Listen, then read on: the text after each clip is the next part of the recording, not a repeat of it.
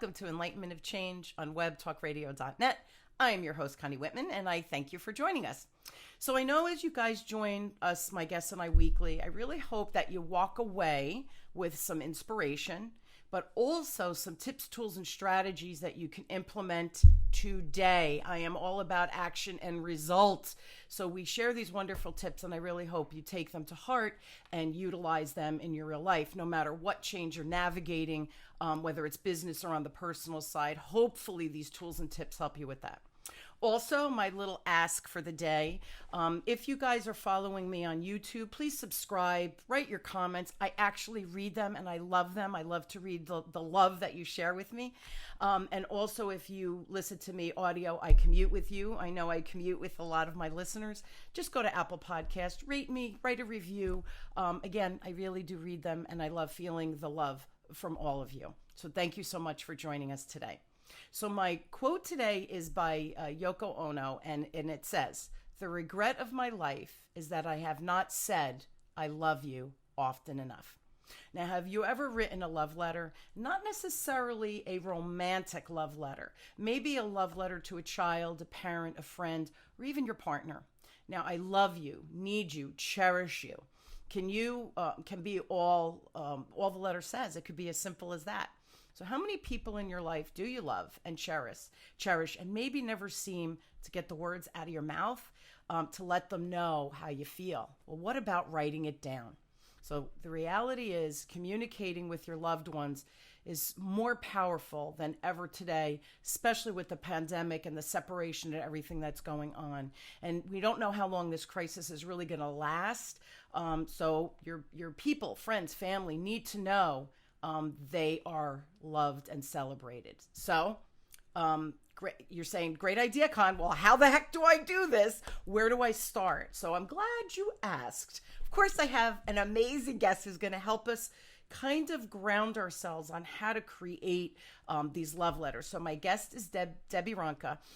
Debbie, this is the second time she's on the show, and we're going to discuss the success of her awesome book, which is your little tool or how to do this, The Family Letter, how to intentionally develop a culture of honor, encouragement, and value with your loved ones, and why it's changing so many lives. Now, Debbie is the president of Sequoia Coaching, a certified life coach, speaker, disc profile trainer with the John Maxwell team. Now, Debbie is an international bestseller in 9 relationship and parenting categories in 6 different countries. She's absolutely amazing. Please help me welcome my wonderful friend Debbie to the show. So, Deb, thanks for being on.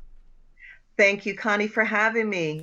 I enjoy being here. Yeah. So first thing, guys, go back and listen to Debbie and my show. It was a couple of months ago, and we talked about the power of the love letter and all of those things. And after we ended recording, Debbie and I, we chatted for a few minutes, and we were like, we never told people how to do it. So this time we're going to talk about some how-tos, right, to how to execute. Also, I asked Debbie if she could share some success stories and give feedback how it's changing people's lives, especially as we navigate and continue to navigate this whole COVID mess that we're in. So those success stories sometimes help us say, oh, I haven't spoken to my brother in a long time. This might be a nice way to connect. So that's kind of where we're going today. So first question, the family letter. How do you get started just writing one? Like what's that pivotal point where you think, oh, this is a great idea. How do I do it? Great question. Well, Connie, so what initiated for my family and I, my husband and I, we wanted to teach our children when they were young the power of encouragement, the power of their words. And how do you get children to communicate, right? So we came up with the simple tool of a letter. Now, before I tell the story, I will say we've been doing this now for 35 years. My kids are, in fact, we're going away this weekend. My son turns 39, and we're all writing letters, and we're going to get together at the beach, and he will read each of his letters. So 35 years now, we're still doing these letters. So what I did to make it easy is I created a framework. I created like questions that you could ask yourself about that person, and then to know how to write. Because the bottom line is sometimes we don't know what to say, or, does it really matter? Is it even going to make a difference? And it does. So what we've done as a family, we chose our birthdays to be the time that we write the letter, and it kind of spreads it out throughout the year, right? So I'll read some of the things from my book because I think it makes it so much easier. And everyone in my family has said the same thing. If you have a template, it helps. So here's the first one. Encourage the recipient by sharing what good things you see in them. Things like their sense of humor, their compassion, their desire to help others. So in other words, think about the person you're writing the letter to, right? What is it that is you see that's good in them? Because you want to be specific. We don't want the letters to be general. Yeah. It's the specifics. So in other words, you don't want to just say, I love you. You want to say, I love you because of how they make you feel, how they've impacted you. That goes deeper than just saying, I love you. Like the whys is really critical. Encourage them in the gifts and the talents that you see in them. So when your kids are young, it's real easy. You're a fast runner when you play soccer, that kind of stuff. But as everybody's getting older, it's, you have a strength of leadership that I see in you. And I could see when you're out there talking with your friends, how they all look up to you because of the way and you handle yourself. So it's actually calling out who that person is. So think of their gifts and talents, whether it's in music, whether it's in business, whether it's just simple things around the home. It's all about recognizing the gift and the talent in that person. If they've gone through a hard time, encourage them on how that you've seen them walk through their difficulty. So for us, we're doing the birthday letters. So we have a whole year for that particular person. And you can look back and see some difficult things that have happened. And we actually put them in the letter. My one son had to make a decision to break an engagement. And so that was a tough time, those letters, but we all wrote about it, about his courage to make that decision, how difficult that was, but we saw how you pressed through. And we want you to know that there is someone for you. And so it's like recognizing, that was hard, but then give them hope. The encouragement. Right? Celebrate and recognize any accomplishments that they have experienced. And share your excitement and how you may see the Lord has blessed them and using them in their place of life. It could be school, business, at home. So again, in a year, you could have hard times, but then maybe somebody's been given a new job or a promotion or something in the community. Recognize that accomplishment, or that they've graduated, or whatever that accomplishment is.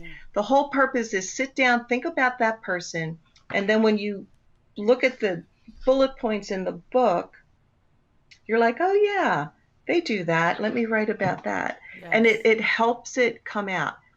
It's a lot easier. Yeah, and this is important, Deb, because I am not a natural writer. I'm good at speaking and sharing what I think and what I feel, and I'm not shy about it, right?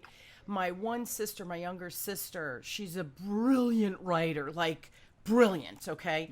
So when she writes something, like anytime I have to do something creative, like when I was naming the show, I'm like, what should I name it? Because I'm not good at the wordsmithing kind of thing. I think it, I'd say it. There's no my filter is limited, let me say that. So she just can take things and spin it and write just beautifully. So I want to share two things specific to this one sister. Her name is Marie. She's my little sister. So my father-in-law had passed away last year. So my family, thank you. My family sent a beautiful bouquet of flowers. And Marie was the one who kind of said, I'll order it and I'll send it, to my mother-in-law. And she wrote the note in it. My mother-in-law says, oh, look, Connie, here, of course we were seeing her. Here are the flowers from your family. Thank you so much. That was very lovely of them. And I said, oh, of course. And she said, and the card was beautiful. I think Marie wrote it. I read the card and she says, isn't that a beautiful sentiment? I said, clearly Marie wrote this, okay? Because my other sister, Roseanne, my older sister, she's a pharmacist, right? And she and I struggle with writing. Marie, it's like, maybe you should say something, like it's right at the top of her head. So that's one example. Now, my mom turned 90. She's now 91. So this was Oh also my last year gosh. in 2019. So my sister sends out these index cards and a letter of instruction to all of us, and to all of us kids and all the grandkids. And she said if we each write, and I think it was seven things that we loved about mom or grandmom, and she had the little pretty cards. She said, I'm going to hang them on by the fireplace, so it'll be a great display, and then we'll read some to mom, and then, you know, it's overwhelming because my mom turned 90. We'll put them in a little box for her, and then she could go back and read them at her leisure. And we were like, oh, what a great idea. This is the coolest part, and this is why I'm telling the story, everybody. All four of us and all seven of the grandkids, we wrote seven things or whatever it was. They were all different. And as we read some out loud, like one for me, we were like, oh, Grandma that is something you and Grandma have that's special. And, you know, oh, Con, that is something Mom used to do for you. And the differences that how my mother treated each of us, or the special things, that they weren't all the same. She had very special things for all of us and all of the grandkids. It, you know, I mean, was there a dry eye in the house? No. And my mom read them every time I would go over to the house. She'd have that box and she goes, I'm just reading my notes, you know. But that's what you're saying. They were just little mini love letters, but my mom had 90 of them to reflect upon.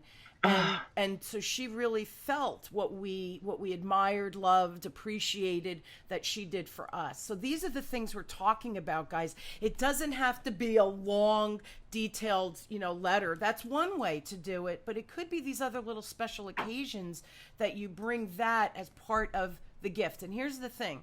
That was a great gift for my mom. Now, my sister, the writer, of course she thought of that, and it was heartfelt and beautiful. So everybody has their gifts when it comes to something like this, right? It doesn't have to be a long love letter. It could be a little snippet. I don't know. What do you think? Oh, I love that story. And it's so true. People shouldn't get overwhelmed and think, oh, I have to write this long letter. In fact, when we started, our kids were little, and I want to encourage any young mothers that are listening, you just want your children to express their heart, even if it's 2 sentences. Celebrate that, because you're teaching them to write, teaching them to express, and those letters will expand. Agree. What I'd love, Connie, is this is what I believe about the letters, and your mother is doing that. See, we can verbally share with one another the things that we love, but then sometimes we may forget. We may say, did they really say that? Sometimes, or we just may forget. Your mother is able to pick up those words, those cards, and it's a forever thing. Yes. Every day she's reminded of what is written in there. Absolutely. And reading them out loud. And see, that's what we do when it's our birthday. We all sit down, and whoever birthday it is, they read each letter out loud in the presence of everyone else. You never take them away and read them alone, because the power is in this. It's a two-way experience. The person reading the letter, of course, is so touched and impacted by the value and the love and the recognition that they're receiving. So they feel satisfied and fulfilled. The person who's actually has written the letter knows that they have made a difference. Yeah. So you feel great, the person reading it feels great, and everybody else that's listening, it was just like you shared. Oh, I didn't know that. That's right. You did have that. Yeah. And it creates this dialogue and conversation that only brings you closer. And it's cute because, and I don't know if you've done this in your family or your kids have done that. Who's your favorite? And we giggle because, like, my kids each think, oh, he's your favorite. The other one's the favorite. So I say I clearly did my job, because if you each think that it's the other one, then it's even Steven, right? So we say that with the grandkids, with my mom. Every one of them go, oh, no, I'm her favorite. I'm her favorite. Or they'll say, oh, no, Grandma had no favorites. She had something special with each of us. So to hear that kind of feedback, I think, is really empowering, too, because then you, the human, have touched somebody in a different way because of that special little connection. And Deb, you and I, before we started the recording, we were talking about the vibrational energy, right? So speaking words has a vibration. Thinking and then writing the words has a vibration. So when you think it, you write it, and then you speak it, the vibrational, and it's about love, right? It's about respect and love and admiration, right? Encouragement. It's all, these letters are all positive. So all of that thought, writing, and then the verbal elevation of those words, it's powerful out in the world, right? And you and I were saying with the polarization and the, everybody finding differences with each other, maybe if we all pause and stop and start with me, my family, or me and my husband, or me and my kids, or, you and your family, like you said, you're going to the beach.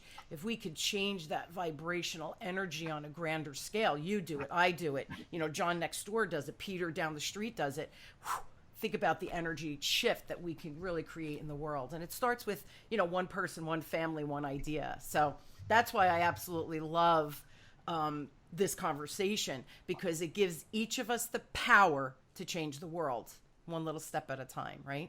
Absolutely. And, I would add to that too. If anyone wonders, do my words really have power? Do they really make an impact? Like you explained that so beautifully, Connie. It is like this explosion of energy. I want whoever thinks maybe my words are not impactful, think of when someone said a negative word to you, how it impacted you. Think of your own self-talk, how you talk to yourself, and how that affects you. Now put that in the realm of life-giving words that are affirmation and praise and love. That's a power. The words are powerful. They're either life or death in the tongue. And so that's what this is about, the life, bringing life, overcoming. Yeah, and people need to pay attention. We're talking about writing, because writing, there's a power in that written word versus typing it. Unless you have horrible handwriting and nobody could read it anyway, then type it, right? Right. But like on Facebook, there's a lot of people who share their political views and have opinions about what's going on in the world. And I never do, because my opinion is my opinion. Who cares what I think, right? It matters to me, not to anybody else. But when we read, my husband especially, he sees things on Facebook that are political and negative. I hate words like hate and, just really, really negative, heavy words. And he is blocking people because he said, the energy that's coming from that short post, after I read it, he feels disgusted. So he said, I'm blocking these people because it's not bringing anything good into my life. If anything, it's shifting me into a downward spiral. So he's blocking a lot of people. So that, again, your written word has a lot of power. So be aware of what you're putting out into the universe. Now, shift for me a little bit, Deb. Talk about some of the success stories, because the book's been out a while now. And I know you're doing a lot of speaking and people are giving you feedback. What have you heard, and what are maybe the bigger impacts or the stories that, made you pause and think, wow, that's really profound? Oh, it's been so wonderful to watch the reaction of people. I had someone say, Debbie, I wrote my daughter-in-law a letter for her birthday, and she is the stepmother to my grandchildren. And so I wanted to write her a letter to let her know how she's impacting my grandkids and how she's, so beautifully come into the family. And she said, my daughter-in-law was overwhelmed. She said, I never saw myself that way. And so this mother-in-law empowered her new daughter-in-law with a gift of who she was and how she's impacted the family. That's like a simple. I have this one young mother, she has 3 boys, and she said, oh, my boys, that's all they want for their birthdays. Now, can you imagine? They're like teenagers. They're like, We want the letters. In fact, they were in a restaurant doing their letters, and people were coming over saying, "What are you doing?" And she loves it. And I was on a TV show, and after the TV show, I got a letter from someone who watched the program and asked me to help her craft a letter of forgiveness to her ex of 23 years. And I was like, this is so impactful.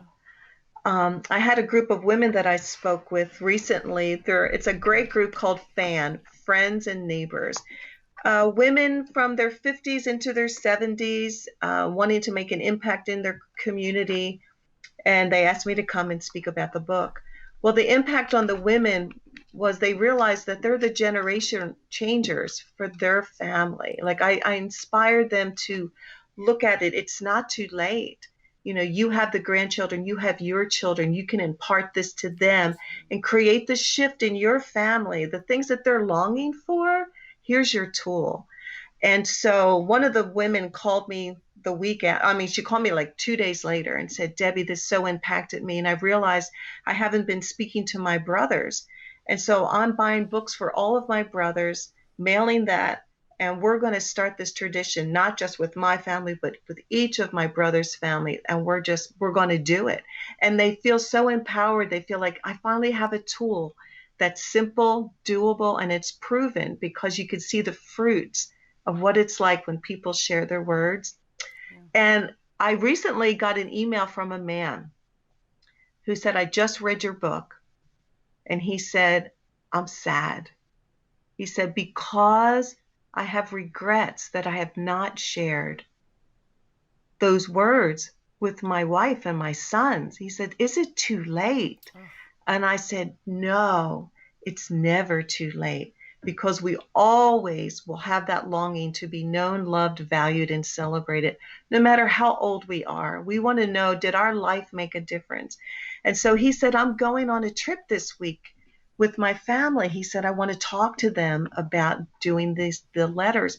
How do I approach it?" And so I actually gave him a different way to approach it. I said, "Why don't you do this?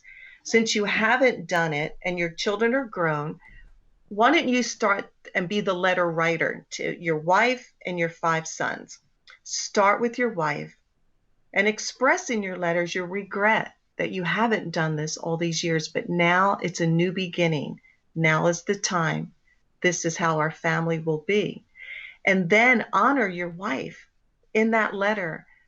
Your sons will love hearing their mother honored through you.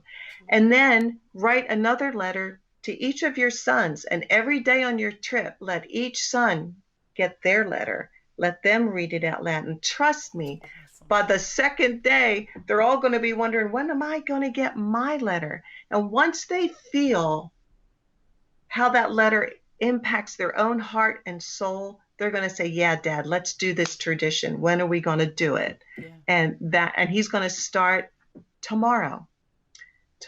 So I love that. Isn't that awesome? That is. And it's funny. I think I shared this in the last show. I don't remember though, so it's worth repeating. I don't love giving cards. I don't know why. Isn't that the funniest thing? I think they're a waste. So, but I tell my husband and my kids on my birthday, Christmas, whatever, and on like anniversary, they better get me a card. They better write a note in it. Isn't that fun? I'm so demanding, right? And by the way, I do get them cards, and I do write special notes to each of them.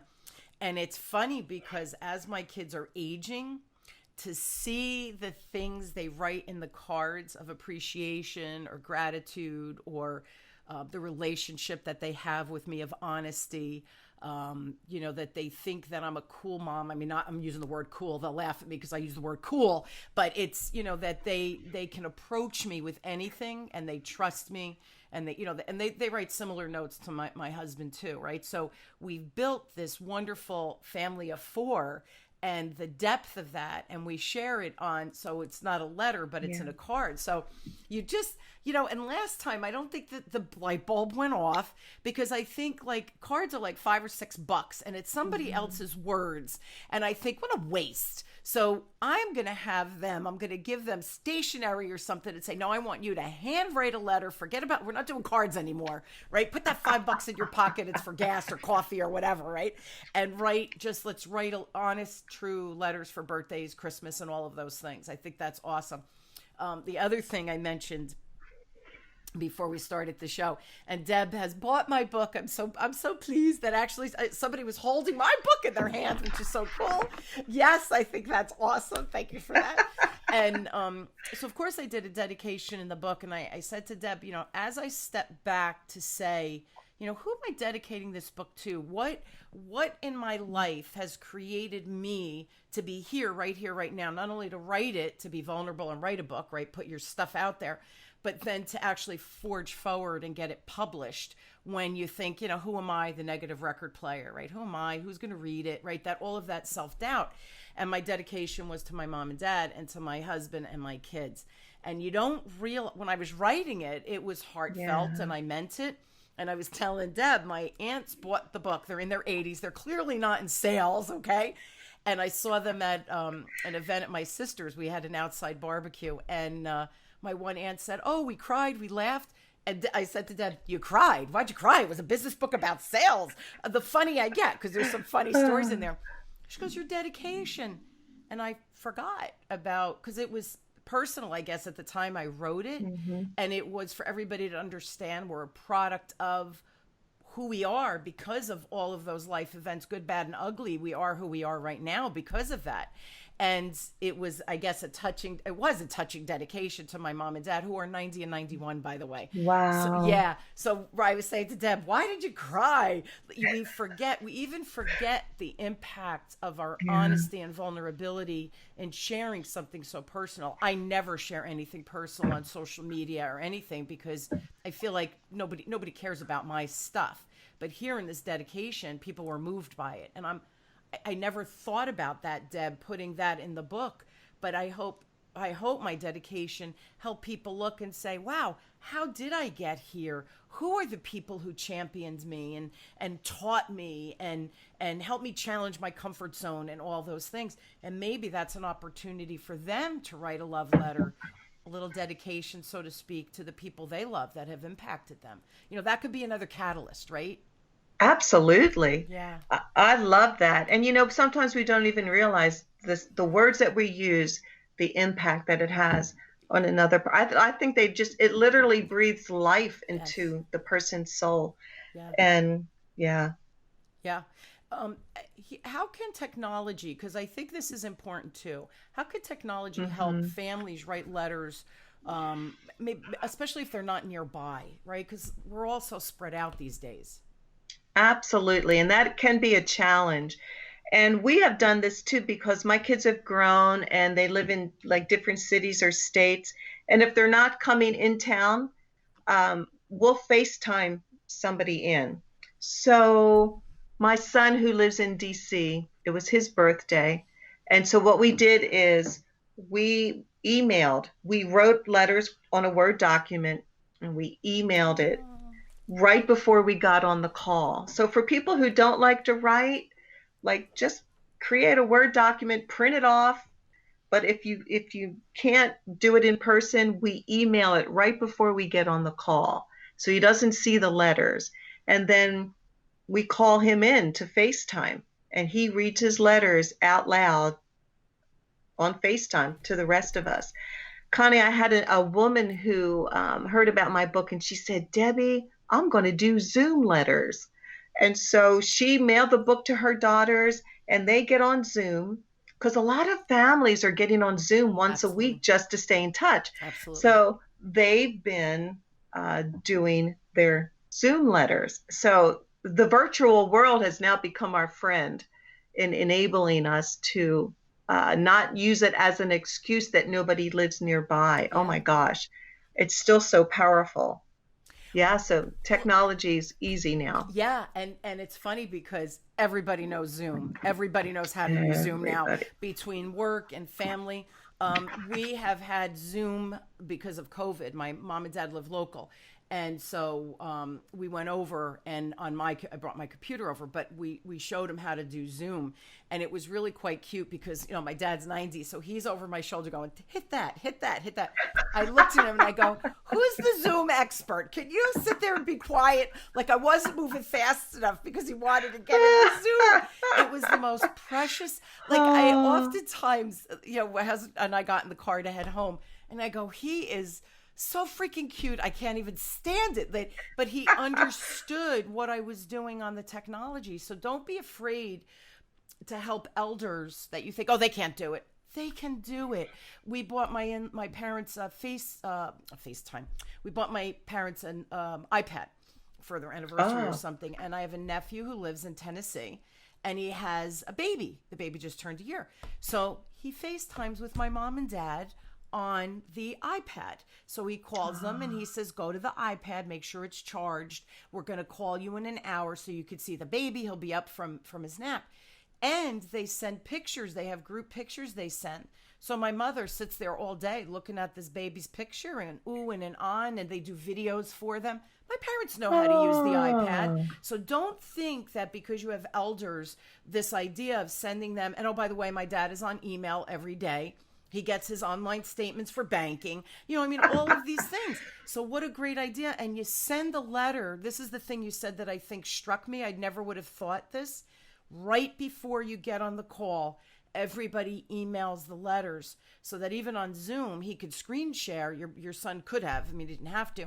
And you pull up the letter and read it right then and there, because I believe that reading it in advance and then rereading it in front of everybody, it loses a little bit of that wow factor or that emotional, because you've already read it. It's not new and fresh. Not that it's not good to go back and read them, but I think that emotional response, reading it for the first time, is so impactful, because I think we need to be more emotionally intelligent as humans. You know what I mean? Absolutely, because that is the impact. That is the beauty of reading it out loud. And you're right. It's like opening your Christmas present before Christmas. It won't have the same impact when you do go to read it, because you'll just read it fast because you've written, Right. but doing it live. So yeah, they don't get the letters until right before. And I would encourage some of your listeners, if, don't wait for a birthday. If you have 6 family members, get together and say, we want to do this. Okay, we're going to choose one of us that gets the letter.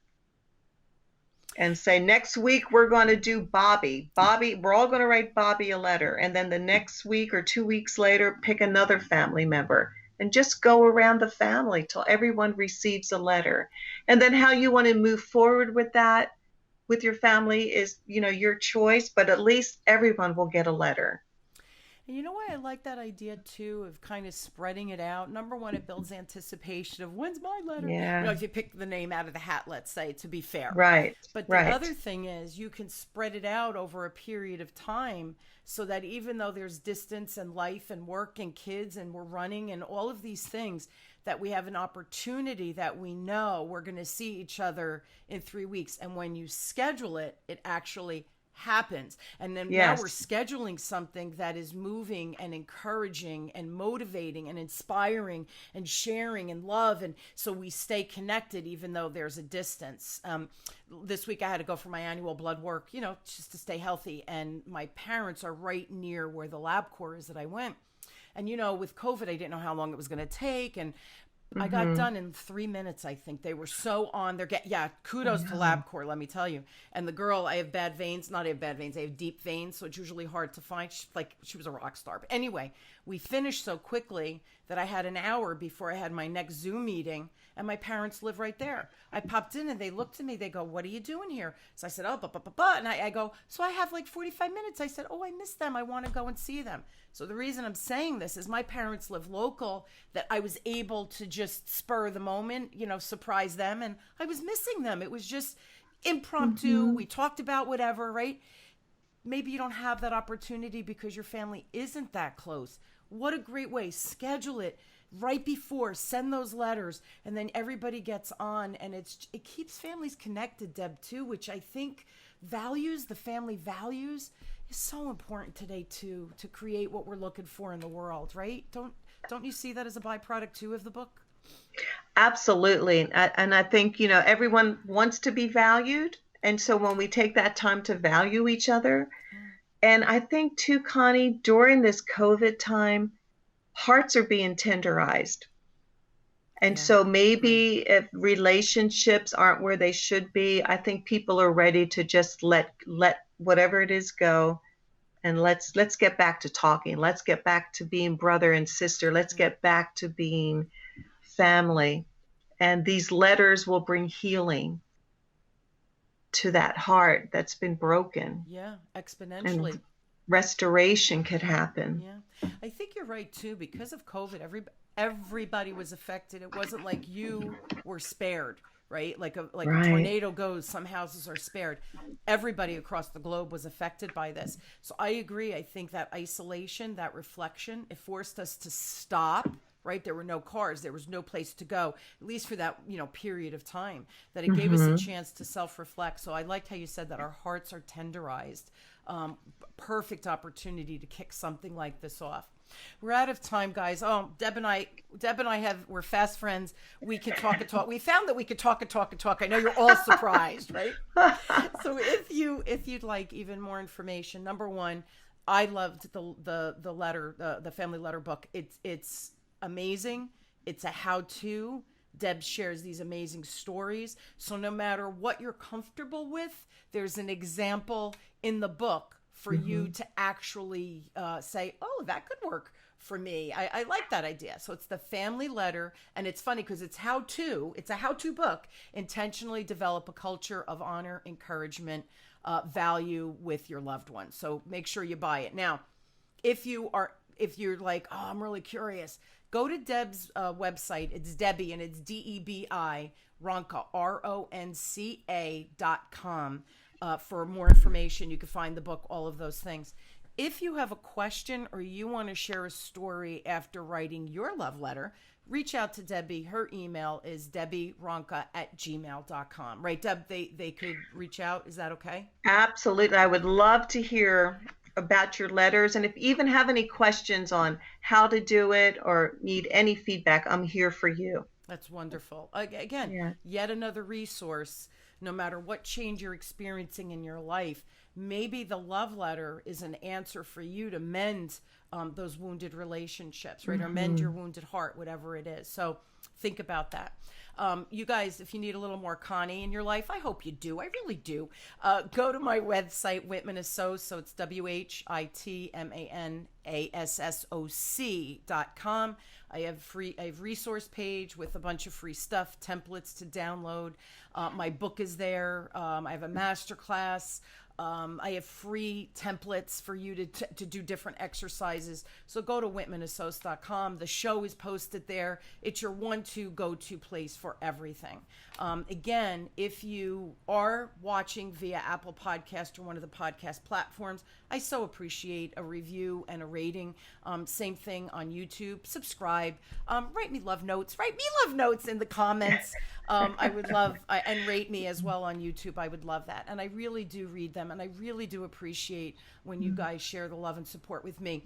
It really does elevate me. And I truly live for that. That's what inspires me to keep going and creating the things to help you change in your life. Deb, thank you again just for being an amazing guest. This is an important topic. So I'm so glad that we were able to do a second show on it. Thank you, Connie. You are a blessing to the world. Oh, thank you. We all need more of Connie. Oh. Yes, we do. You hear that? Debbie said it. You need a little more Connie. I believe it. Thank you so much. I so value our time together. Thank you. As do I. It was just great, seeing you again too. And you guys, I hope you will join me weekly as we question, build, and just discover together that no matter what change that you're trying to navigate, my guests and I were here for you. We are a resource, and we really do hope that we inspire you to embrace whatever the change is. Just take that little step forward to create the change you're looking for in your life. Thank you, Debbie, again. You've been listening to Enlightenment of Change with me, your host, Connie Whitman, on webtalkradio.net. And everyone, I really do wish you a wonderful week where you are inspired to open your mind to what is possible, one little step at a time. Thanks, everybody.